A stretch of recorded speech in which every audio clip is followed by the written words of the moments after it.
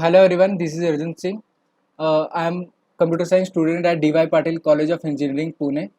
About my interest, I love to do programming and I have a good command on C, C++, and Java. I like to do programming in Java, and I have a keen interest in Android app development. I like to do doing competitive programming in platforms like HackerRank, CodeChef, and and writing blogs for websites like Geeks for Geeks. I have written two blogs for Geeks for Geeks, and at the last, I am also a technical secretary at ACES, Association of Computer Engineering Student at DY Patil College of Engineering, Pune. So starting with array, like ये idea कैसे आया कि array को क्यों हमने choose करना है। तो एरे क्या है, अगर कुछ स्टूडेंट्स अगर प्रोग्रामिंग को बैकग्राउंड से बिलोंग करते होंगे तो उनको पता होगा कि array is a collection of same data types. तो एरे ही क्यों उसका नाम रखा गया है, एरे इसलिए कि मैं वैसे स्टूडेंट्स का ग्रुप क्रिएट करना चाहता था जो एक ही चीज़ में फोकस रखते हो, लाइक वो एक ही काम को करना चाहते हो। लाइक अगर कोई प्रोग्रामिंग सीखना चाहता था तो वो टोटली प्रोग्रामिंग सीखना चाहता हो, ठीक है। जो like I want to create the group of people who has a keen interest on some particular task. Okay, so इसलिए एरे क्रिएट किया गया है। सो एक इनिशिएटिव है कि फ्री ऑफ कॉस्ट कोडिंग सिखाने का।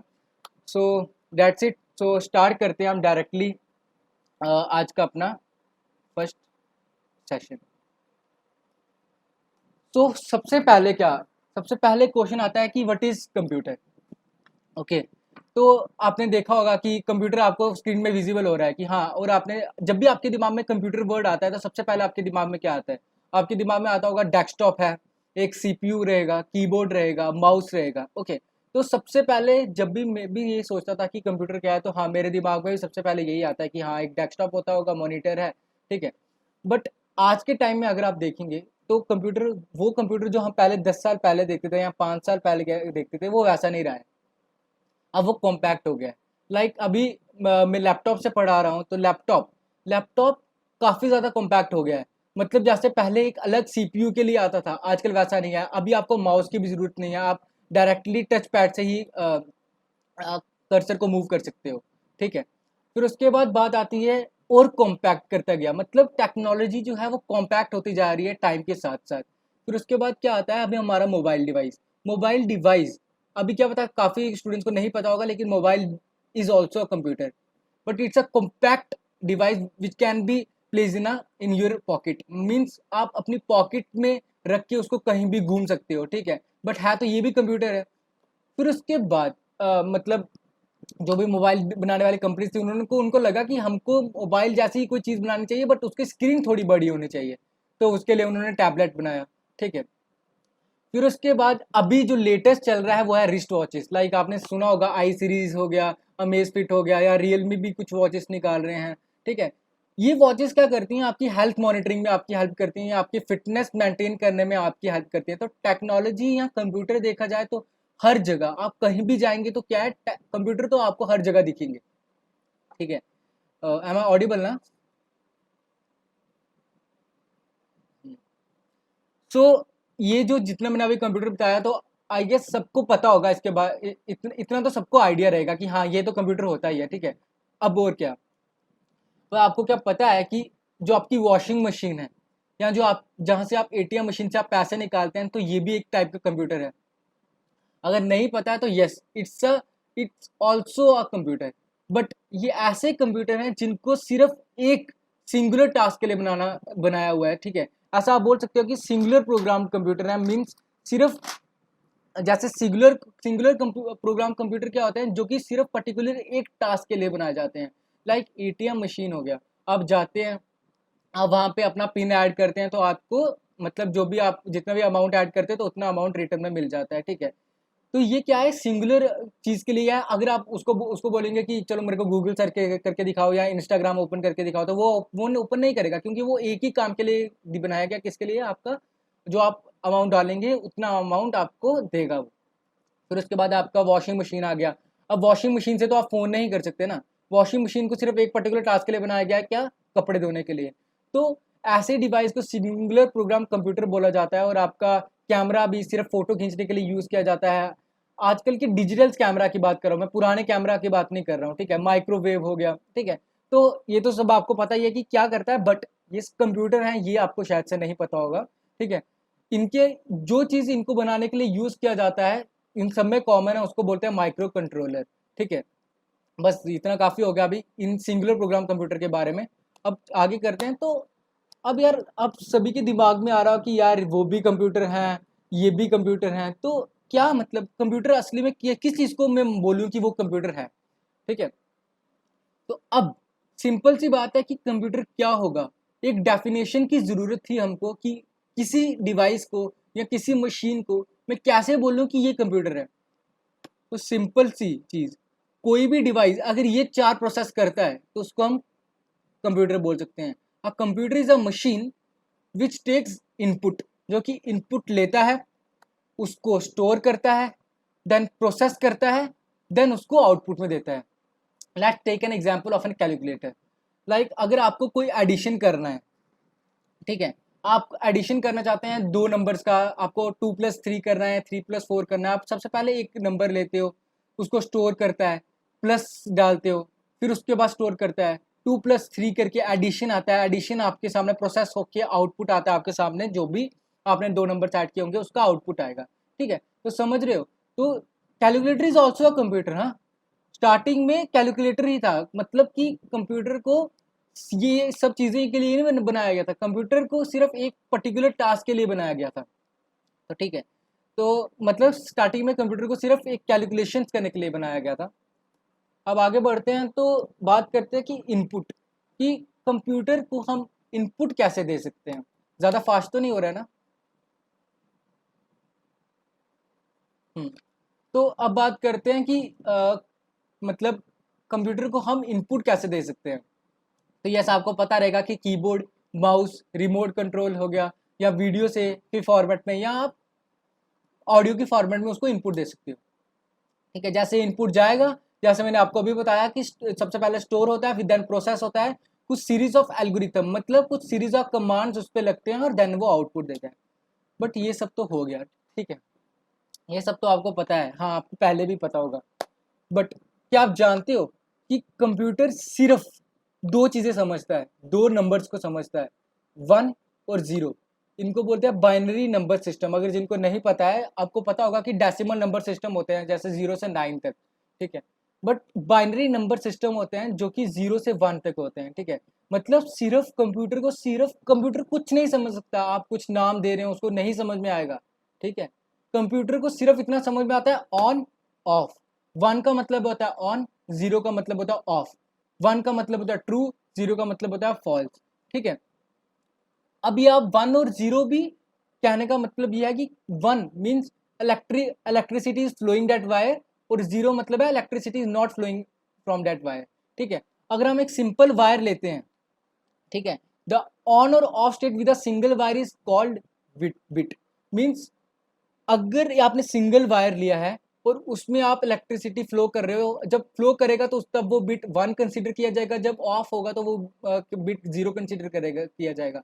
ये स्मॉल इंफॉर्मेशन जो आप कंप्यूटर में स्टोर कर सकते हो, the smallest piece of information that you can store in a computer is known as bit. इसको हम क्या बोलते हैं, बिट बोलते हैं। आपने सुना होगा बिट। फिर 8 बिट से एक बाइट बनता है, फिर उसके बाद 1024 बाइट से एक MB बनता है, 1024 MB से एक GB बनता है, ठीक है, समझ रहे हो। तो उसके बाद ये बात आगे आपको समझ में आ गया होगा, क्लियर हो गया होगा, ठीक है। अब एक और बात मैं बता देता हूँ, लाइक बाइनरी नंबर सिस्टम में हम कैसे करते हैं, देखिए। Just wait for second.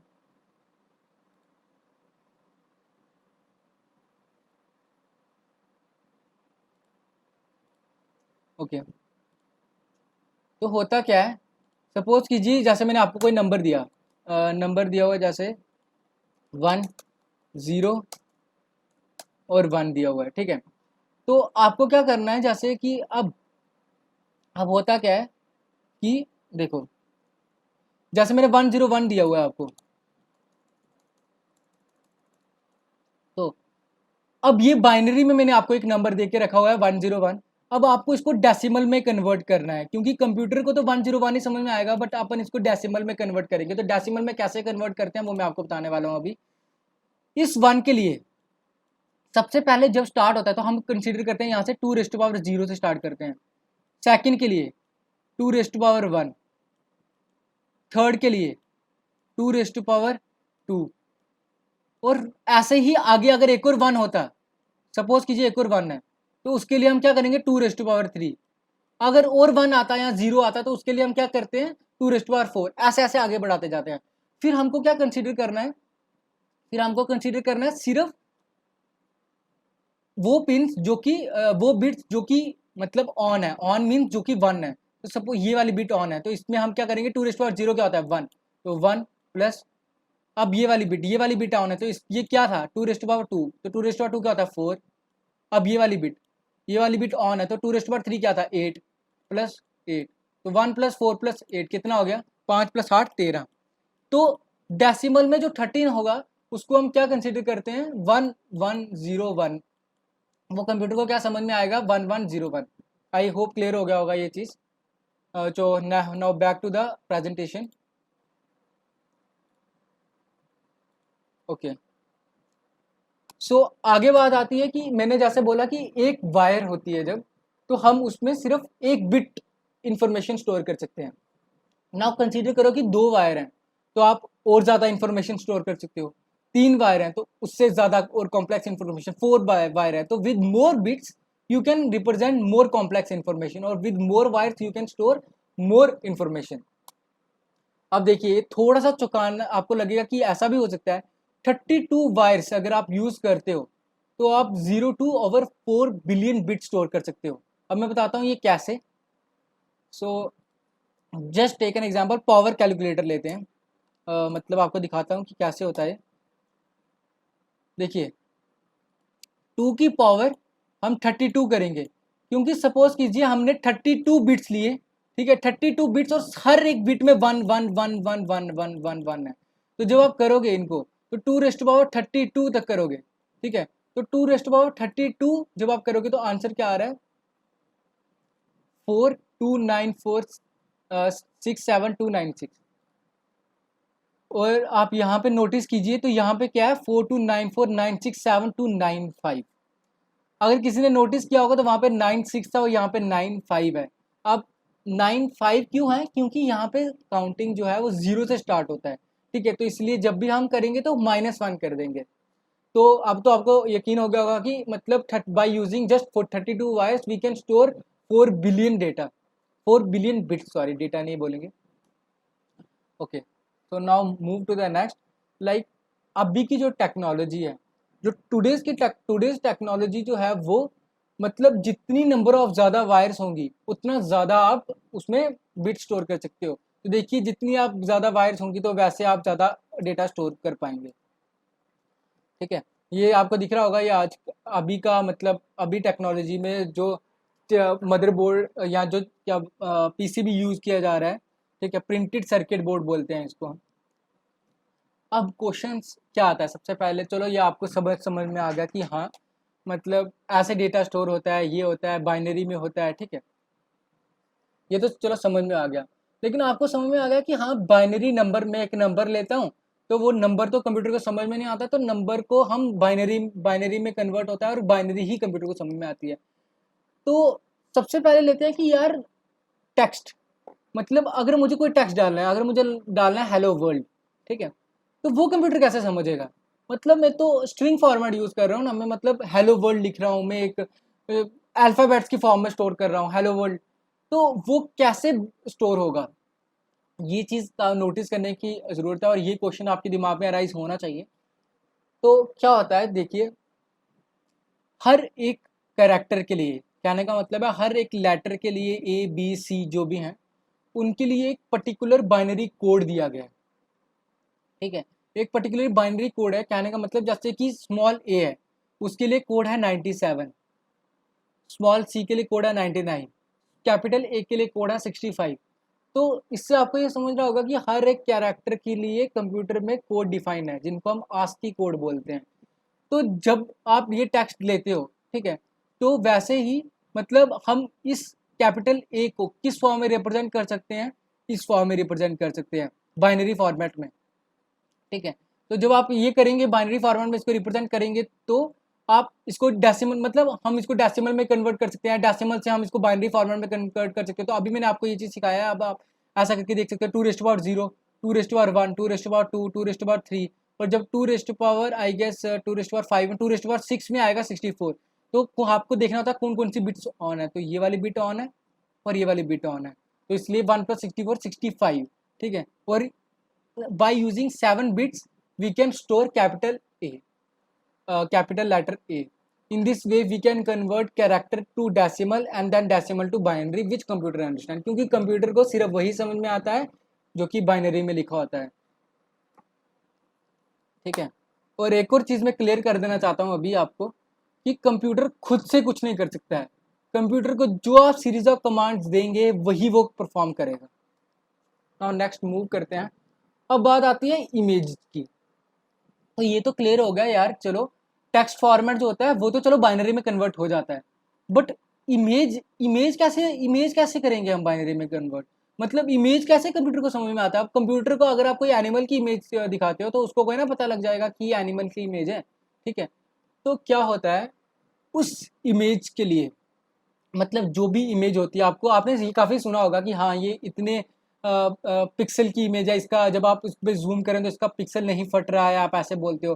Suppose कीजिए कि कोई इमेज 5 मेगापिक्सल की है, 5 मेगा मतलब 5 मतलब 5 × 10⁶ पिक्सल्स उसको बनाने में यूज़ किए गए हैं।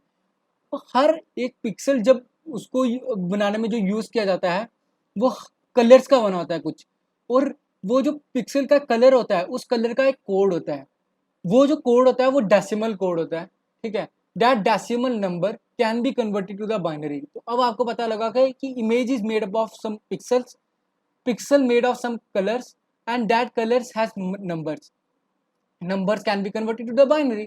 तो इससे ये चीज़ समझ में आता है कि how image can be converted to the numbers. I hope आपको ये चीज़ क्लियर हो गया हो, क्लियर हुआ ना।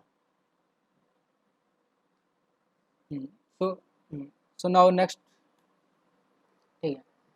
तो अब इतना क्लियर हो गया आपको कि चलो टेक्स्ट कैसे होता है और इमेज कैसे होती है, बट कभी आपने सोचा है कि कंप्यूटर को ऑडियो कैसे समझ में आता है हमारा।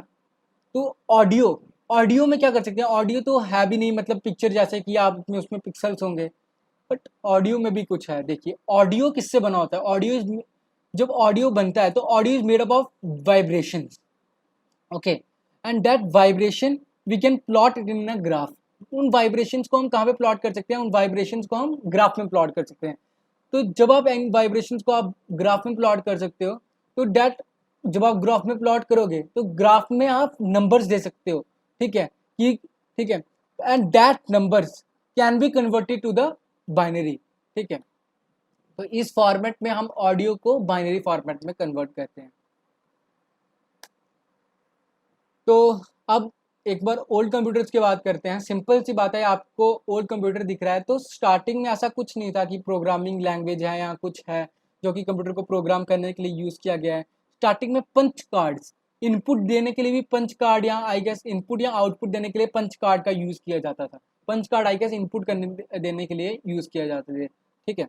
और फिर आपको बताया जाता था कि एडिशन करना है, सब्ट्रैक्शन करना है, मल्टीप्लिकेशन करना है। बट जैसे जैसे टेक्नोलॉजी इवॉल्व होता गया वैसे वैसे हमारी नीड्स बढ़ती गई, वैसे वैसे हमने कंप्यूटर को इवॉल्व करते गए और अपनी ज़रूरतों के अनुसार उसको अच्छा बनाते गए, या बोल सकते हो हमारा मतलब हमको हाँ अच्छा करते गए बस, ठीक है।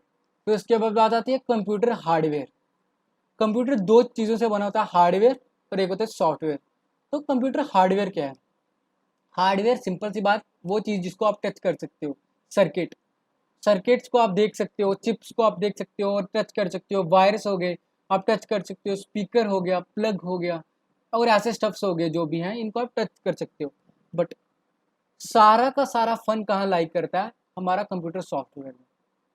जैसे एप्लीकेशंस होगी, एप्लीकेशन फेसबुक, इंस्टाग्राम, ठीक है, आप टिकटॉक यूज़ करते हो वो, ठीक है।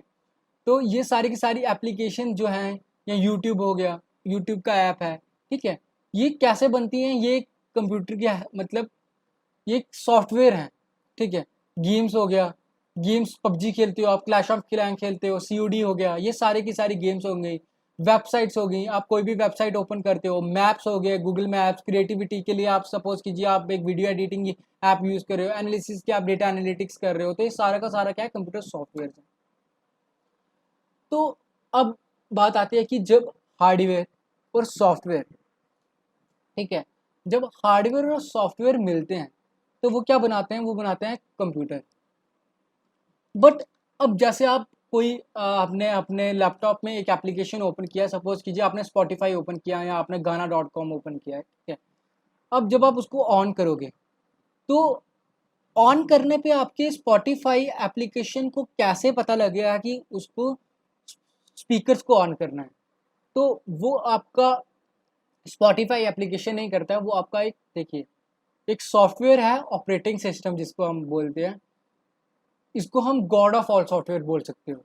क्योंकि ये क्या करता है, ये वो टास्क करता है, लाइक सपोज कीजिए अगर आपकी किसी भी एप्लीकेशन को किसी हार्डवेयर का यूज़ करवाना है तो with the help of operating system we can do that, ठीक है। ऑपरेटिंग सिस्टम बोलेगा कि हाँ अगर आपका स्पीकर ऑन करना है तो वो स्पीकर ऑन कर देगा, ठीक है, सपोज कर हाँ। अगर आप एक एप्लीकेशन से दूसरी एप्लीकेशन में शिफ्ट कर रहे हो तो वो भी आप with the help of operating system कर सकते हो।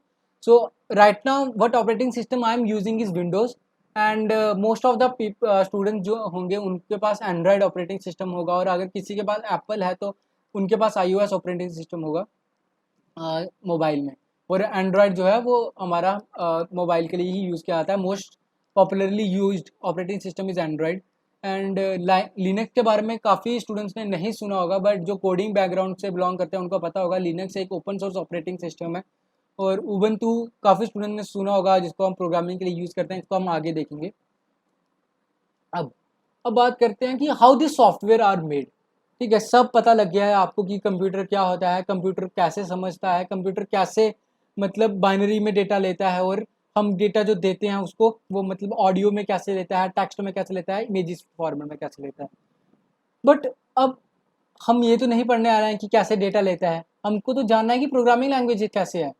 तो अब बात करते हैं कि how this software are made, ठीक है। सो कैसे सॉफ्टवेयर या एक्चुअली में बने हैं, we can't use binary to write code. Simple सी बात है, अब जब भी आप कोई सिंपल सी सॉफ्टवेयर भी बनाएंगे, अगर आप एक सिंपल सा सॉफ्टवेयर बना रहे हो, आप एक game simple C tick tech to application भी बना रहे हो, तो उसके लिए जब आप कोड करोगे तो वो कोड जो है वो कम से कम 500 लाइन्स का होगा, से कम बोलता हूँ मैं, 500 लाइन्स का होगा, चलो 100 लाइन्स का कोड भी है। तो सपोज करो वो लाइन ऑफ कोड आपको कंप्यूटर को समझाने के लिए बाइनरी में लिखना पड़े, मतलब जैसे मैं ए लिखता हूँ तो ए के लिए 7 बिट्स यूज किया था, वैसे मेरे को अर्जुन लिखना तो ऑलमोस्ट 40 बिट्स यूज होगा। तो आपको ऐसे 101000 का मतलब कहने का क्या मतलब है, कहने का ये मतलब है कि अब जैसे मुझे कुछ भी अर्जुन लिखना है तो मेरे को ऐसे ऐसे करके लिखना पड़ेगा, 101010 ऐसे करके मैं लिख रहा हूँ, या 10 ऐसे करके मैं एक लाइन लिख रहा हूँ 10, क्योंकि कंप्यूटर को तो यही समझ में आता है, ठीक है। तो कितना डिफिकल्ट हो जाएगा अगर सपोज कीजिए आपने एक बिट 1 से यहाँ पे डाल दी, या ये बिट यहाँ से यहाँ पे डाल दी, तो कितना डिफिकल्ट हो जाएगा आपके लिए एरर फाइंड करना, ठीक है। तो बहुत ज़्यादा डिफिकल्ट हो जाएगा और आप एरर फाइंड कर नहीं पाएंगे। तो इसलिए हमको एक ऐसी लैंग्वेज की ज़रूरत था, या कुछ ऐसा चीज़ की ज़रूरत था जिस जो कंप्यूटर को भी समझ पाए और जो ह्यूमन भी अंडरस्टैंड कर पाए। तो इसलिए कॉन्सेप्ट किसका आया, प्रोग्रामिंग लैंग्वेज का। अब कुछ लोग ये भी सोच रहे होंगे कि यार मतलब टेक्नोलॉजी तो यही होता है कि जितना इजी हमारे लिए काम हो सके, तो हमने इंग्लिश को ही क्यों नहीं यूज़ कर लिया, प्रोग्रामिंग लैंग्वेज की ही ज़रूरत क्यों आई।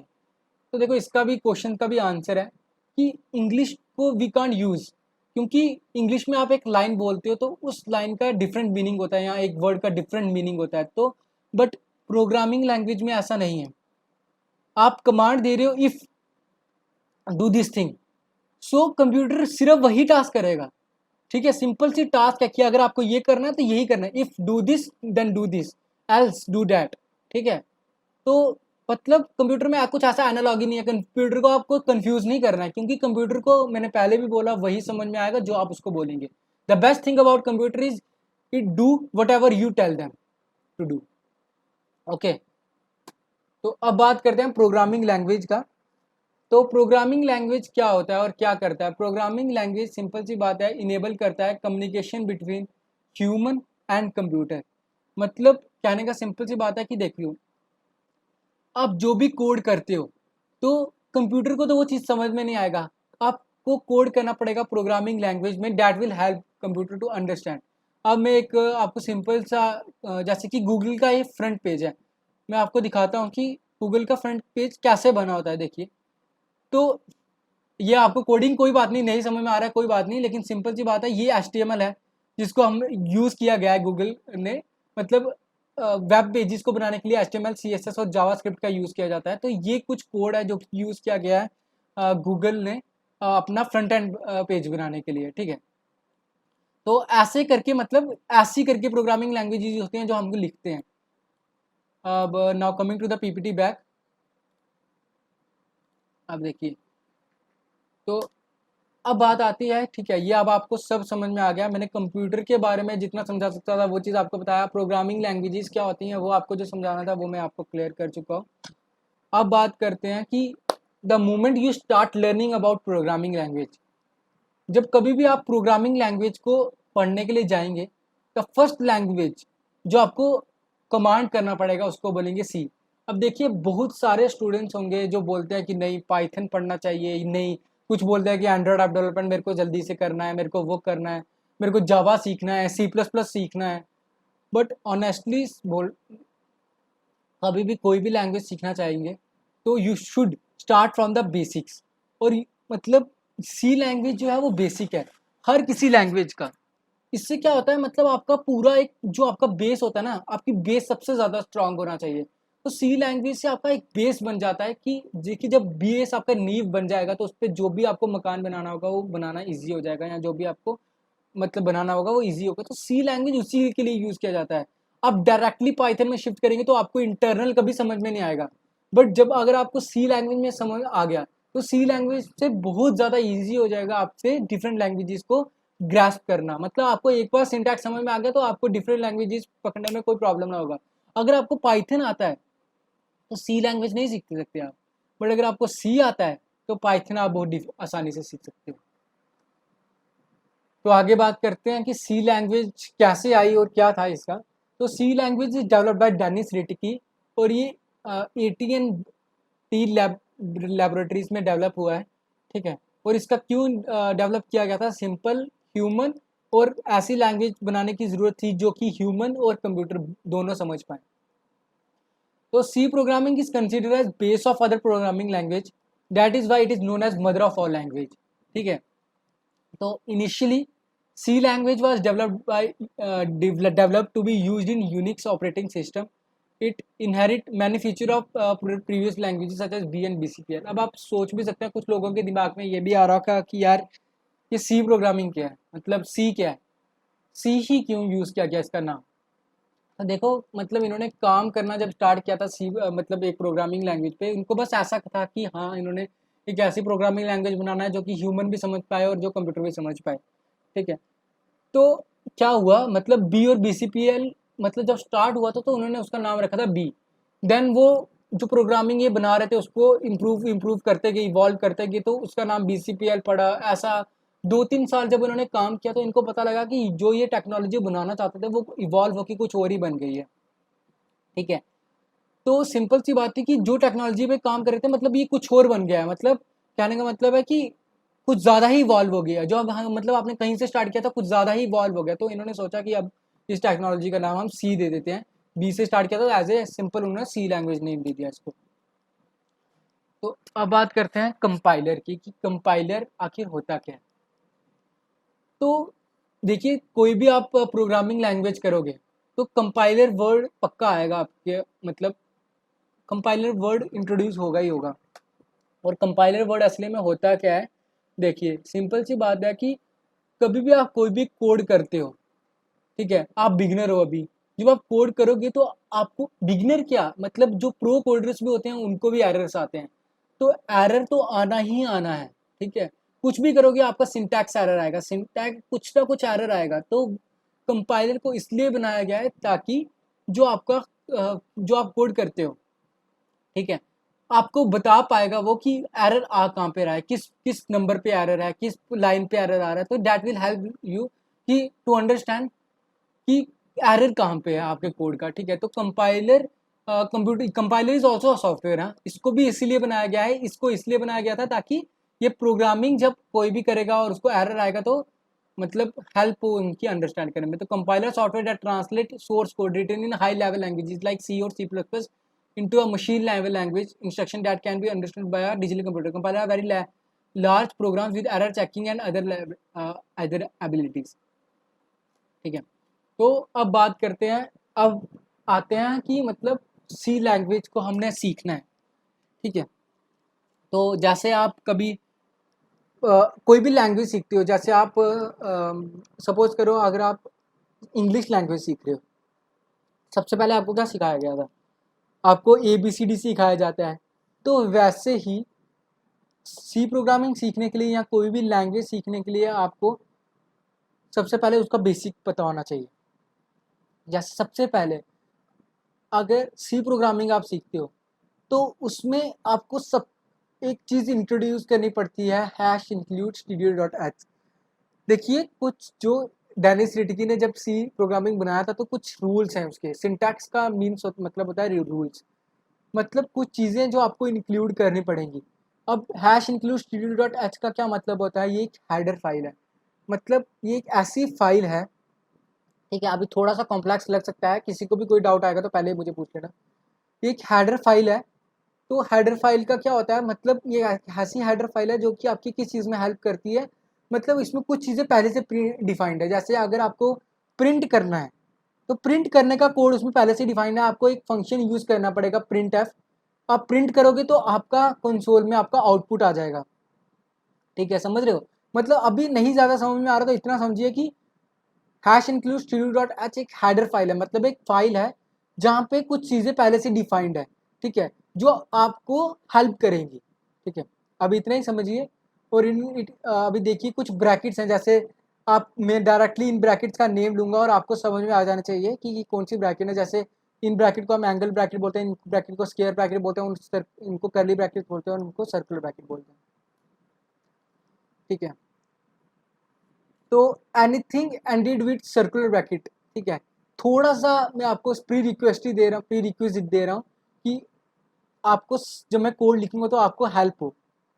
Anything ended with circular bracket is a function example main. तो एवरी प्रोग्राम, मतलब सी में जब हम कोई भी प्रोग्राम जब करते हैं तो इतना पक्का होता है कि उसमें मेन फंक्शन होगा ही होगा, ठीक है। और मतलब अगर आपको कोई, ठीक है, ये आपको थोड़ा सा कॉम्प्लेक्स लग सकता है बट मेरे को सिर्फ 2 मिनट दीजिए, जब मैं कोड लिखूंगा तो आपको ये चीज़ें क्लियर होती जाएंगी, ठीक है। मैं आपको सिर्फ एक इंट्रोडक्शन दे रहा हूँ कि हाँ ये चीज़ें होती हैं। To provide definition to function we need to use curly bracket, हमको करली ब्रैकेट का यूज़ करना पड़ता है। तो जैसे मैंने आपको बताया था कि hash include studio dot H में कुछ फंक्शन डिफाइंड होते हैं, तो प्रिंट एफ एक फंक्शन है जो कि यूज़ किया जाता है प्रिंट करने के लिए कोड। और सी प्रोग्रामिंग में जब भी आप कोई भी लाइन लिखते हो, ठीक है, तो उसको एंड किसके साथ करना होता है, सेमी कॉलन के साथ, ठीक है। तो अब डायरेक्टली स्टार्ट करते हैं कोड से। तो अभी के लिए तो मैं ऑनलाइन कंपाइलर यूज़ करूँगा क्योंकि मेरे को पता है कि मोस्ट ऑफ द स्टूडेंट्स के पास लैपटॉप नहीं होगा या किसी के पास उबंटू नहीं होगा ऑपरेटिंग सिस्टम। तो अभी हम डायरेक्टली एक ऑनलाइन कंपाइलर का यूज़ करेंगे, ठीक है।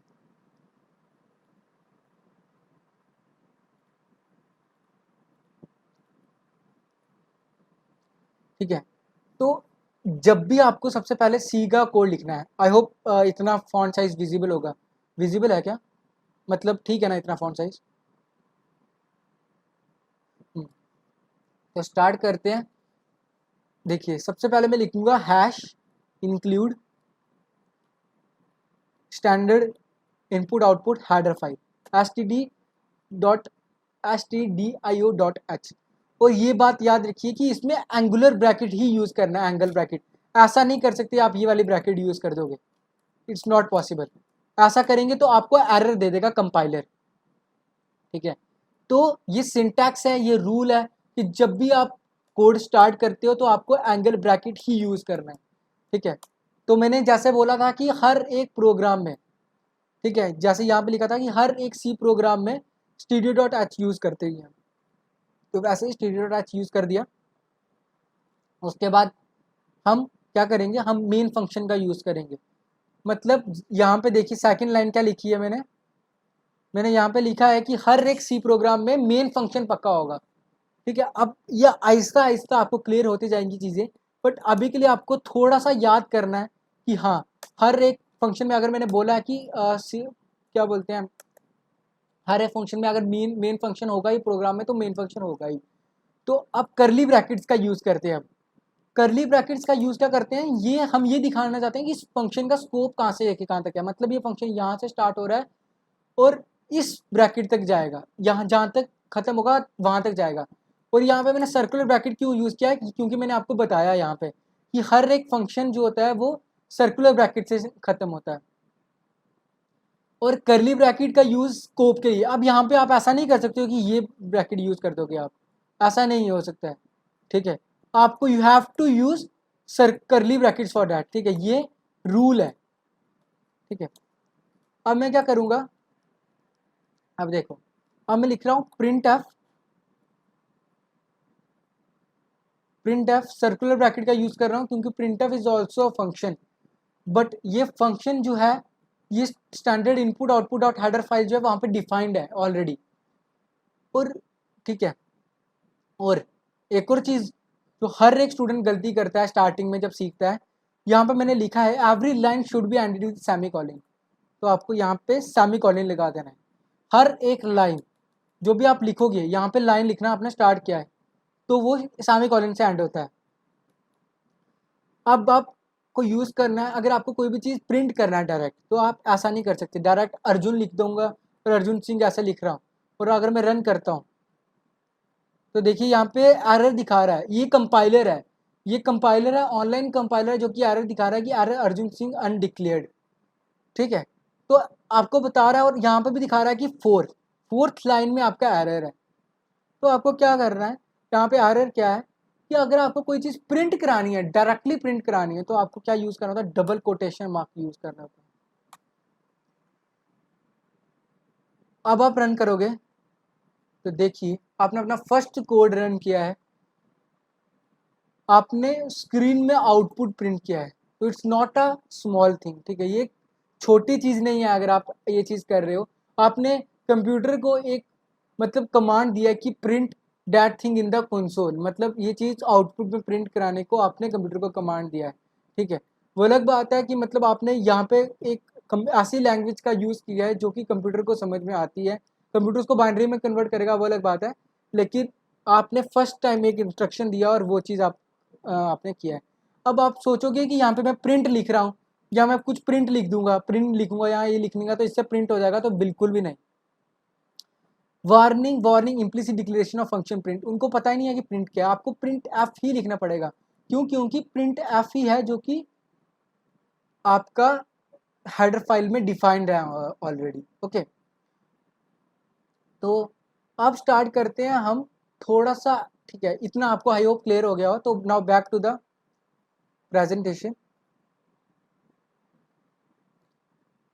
अब आगे आते हैं कि हैश। अब देखिए ये जो मैंने कोड लिखा था वो मैंने आपको फिर से एक बार मतलब अच्छे से आपको समझ में आए उसके लिए लिख दिया है कि हैश इंक्लूड स्टीरियो हम क्यों यूज़ करते हैं। मैंने बताया कि ये एक ऐसी हार्डवेयर फाइल है जो कि पहले से प्री डिफाइंड है। ठीक है, जो कि किसके लिए यूज़ किए गए, लाइक कुछ फंक्शंस होते हैं जैसे प्रिंट ऐप हो गया, स्कैन ऐप हो गया, जो आप आगे यूज़ करेंगे कुछ फंक्शन, उनको पहले से ही डिफाइन किया गया है।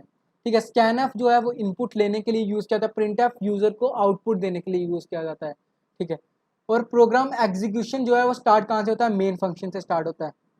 और स्टेटमेंट एंड किसके साथ होता है, मतलब स्टेट यहाँ पे लिखा हुआ है देखिए, statement and with semi colon. तो फंक्शन ऑलरेडी डिफाइंड, ये जो प्रिंट एफ क्यों यूज़ किया गया, क्योंकि ये फंक्शन जो है ऑलरेडी डिफाइंड है स्टैंडर्ड इनपुट आउटपुट लाइब्रेरी में।